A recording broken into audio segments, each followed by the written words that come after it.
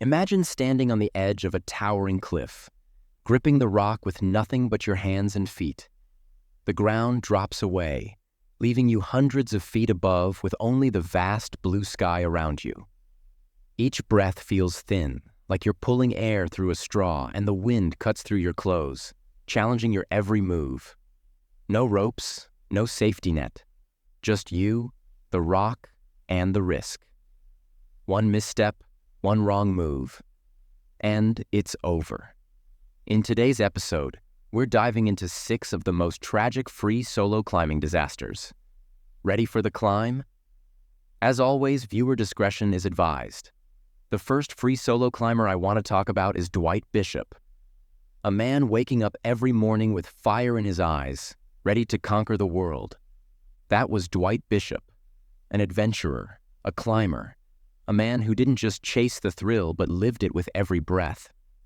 The feel of rough rock beneath his fingers wasn't just a hobby. It was his heartbeat. Dwight wasn't some daredevil throwing himself at danger. He was experienced, confident, and precise. But like every climber who dances on the edge, he knew how thin the line between bravery and danger truly was. One of his favorite challenges was Tate's Rock in California, a stunning place known for breathtaking views and brutal routes. On July 16, 2004, Dwight set out to free solo the west face, just as he had done before. The sun kissed the rock, and the wind whispered encouragement. Everything felt right.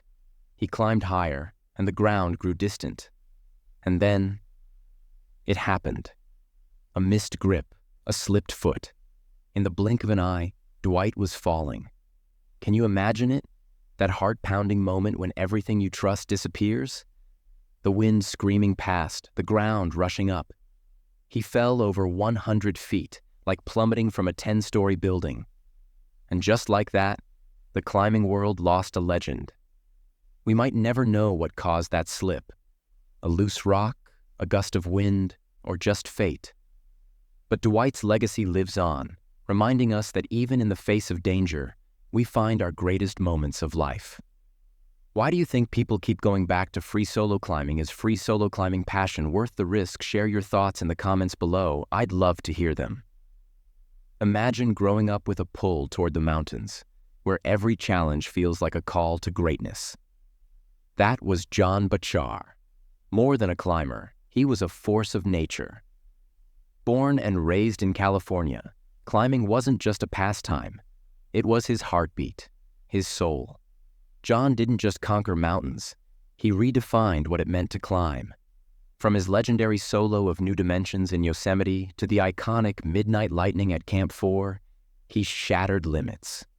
He believed in climbing with pure skill, no ropes, no aid, just the rock, his strength, and the wind in his hair. Butar wasn't just about the climbs. He was part of the Stone Masters, the rock stars of the 70s and 80s who revolutionized climbing.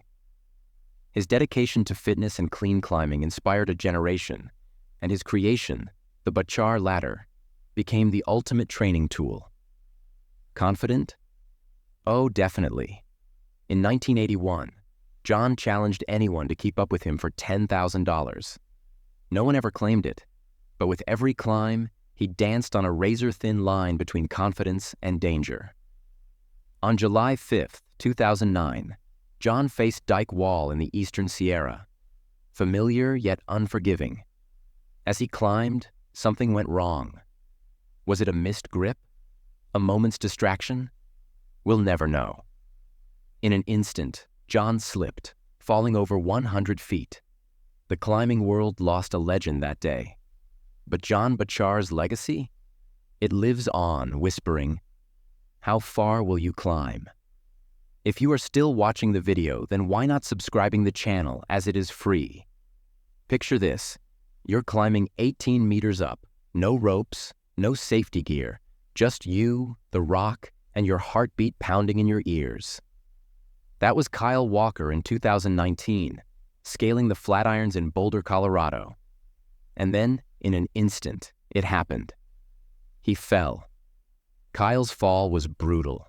Both wrists shattered, 8 ribs broken, his pelvis cracked, and his lungs badly injured. But here's the twist. He survived. One of the few solo climbers to walk away from a fall like that. So, why do people like Kyle risk everything to climb without ropes? For some, it's the ultimate adrenaline rush. For others, it's a way to clear their mind, to find peace in the danger. And then there are those chasing that viral moment, hoping to stand out among a sea of climbing videos, even if it means scaling a mountain in a bikini. But here's the real question. Is free solo climbing a breathtaking high-risk adventure, or is it just flirting with disaster? For Kyle, it was a bit of both. And while he was incredibly lucky to survive, his story is a stark reminder of just how thin the line is between thrilling and tragic. Would you still take that risk? Share your thoughts below, and remember, nature doesn't play by our rules.